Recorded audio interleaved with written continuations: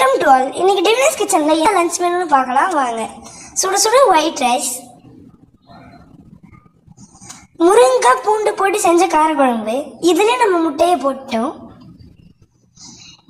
தேங்காய் துருவி போட்ட புடலங்காய் பொரியல், பூண்டு மிளகு ரசம், தயிர், அப்பளம். இந்த வீடியோ பிடிச்சிருந்தா லைக் பண்ணுங்க, ஷேர் பண்ணுங்க, கமெண்ட் பண்ணுங்க, சப்ஸ்கிரைப் பண்ணுங்க. அடுத்த வீடியோ சந்திப்போம். தேங்க்யூ.